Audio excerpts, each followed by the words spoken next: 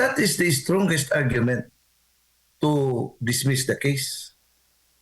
That shows na there is no widespread at systematic killing.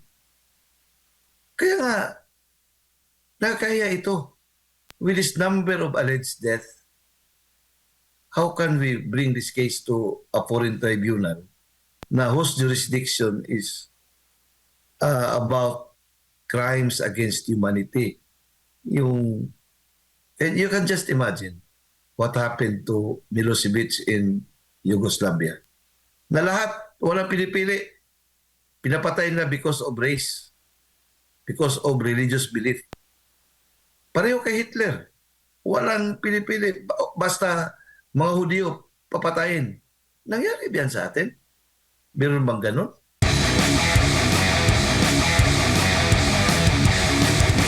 Ang sagot po ng DOJ noon na attorney ni then DOJ Secretary Boying Rimulya, bakit doon sa ICC ginawa itong pagdinig dahil walang sapat na ebidensya, dahil nasira na daw yung mga records, yung mga datas at kagagawan na di umano ni dating Pangulong Duterte itong pagkawala. Kaya walang magagawa. Then at the same time, natatakot din yung mga witnesses, yung mga biktima di umano ng extrajudicial killings. Kaya doon sa ICC, ano bang masasabi mo doon?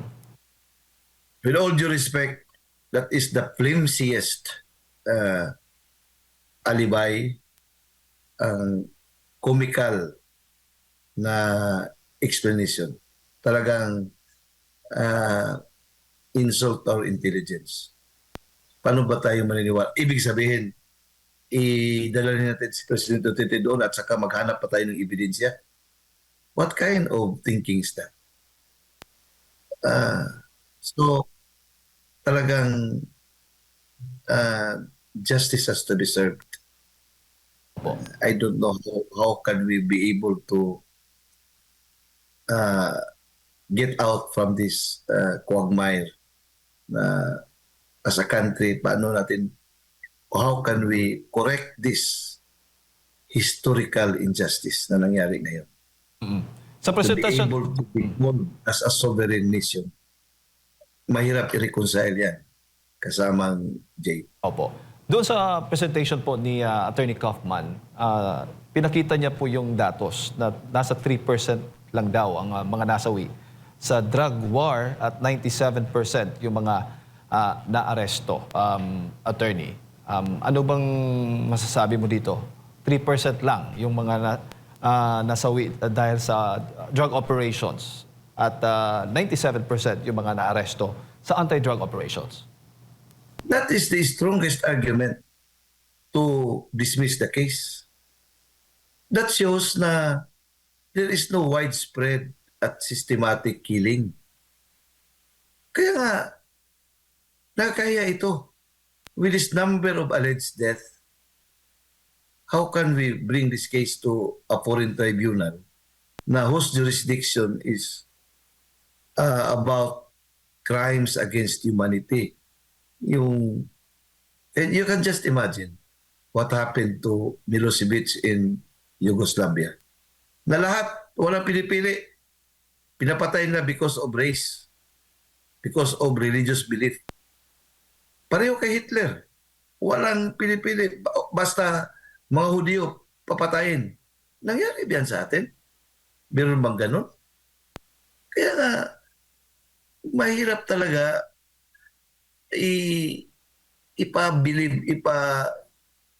yung isubo mo sa isipan ng tao na ang nangyari ay isang genocide o isang systematic at widespread killing.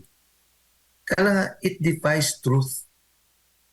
Indefensible yan. Kaya tayo parang palagi tayong nasasaktan. Kaya nga, a lot of mga views ngayon lumalabas na they are not DDS. Mahirap sabihin, parang in-stereotype tayo na parang if we question something that is really questionable, ginagawa ng gobyerno, parang we are already labeled as DDS, parang fanatic. No. If you care about sovereignty, if you care about due process, if you care about humanity, bakit ba? DDS na ba lang yan ang mayroong right to feel that kind of sentiment? Any self-respecting person should feel the same. Kaya nga, I cannot imagine those who champion social justice, those who champion human rights, can stomach this glaring insult to our sovereignty, glaring insult to our Bill of Rights. I can't imagine if they can accept, they can stomach that. If you have self-respect left in your person. Opo.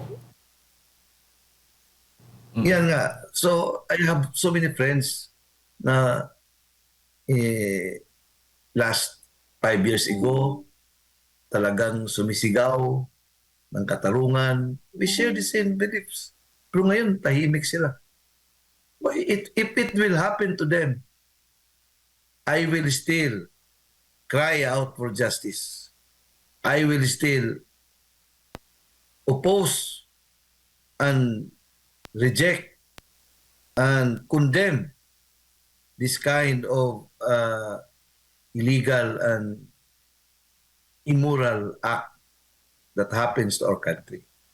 Even if it will happen to them, because this is not about one person. This is about our nation. This is about the dignity of our country. Po. Attorney, doon sa tinatawag na PRRD list, siguro ito yung narco list na sinasabi na pinakita ng prosecution na hinahawakan ng dating Pangulo yung isang dokumento na may mga larawan na may kaugnayan sa illegal na droga. Ito ho ba yung papatunay na isang ebidensya din ho para sa prosecution na maganda para mapatunayan na may link ang dating Pangulo sa anti-drug operations? Mahina yan.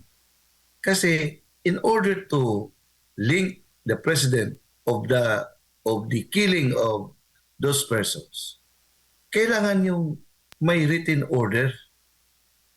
At saka meron talagang specific na order na I'm ordering you to kill, God forbid, Jade or Admar Bilando.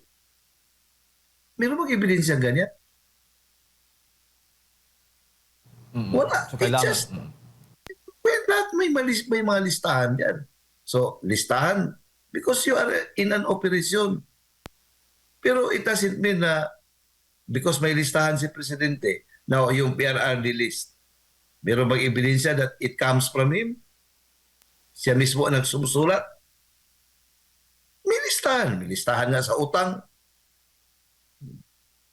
Kaya nga, these are all mga circumstantial evidence na hindi it does not reach to the level of proof of guilt beyond reasonable doubt. Kahit na yung reasonable belief that the person under investigation is probably the person guilty of the crime charge.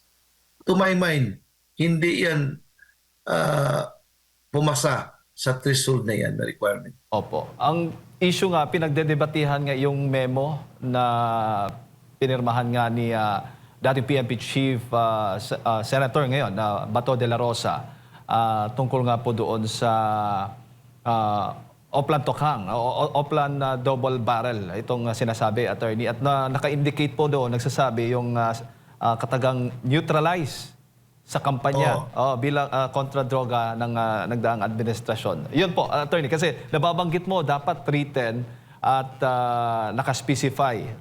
And then, ito ngayon, dito sila nagkakadebate sa neutralize. Either patayin Ano ba- or ano ba- arestuhin? Nilinaw po ng depensa is pag-aresto po yun at hindi pagpatay.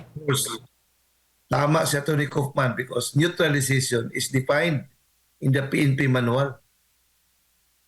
Wala ang definition is not about to kill. It's not a license to kill. It's a term to subdue, to arrest the person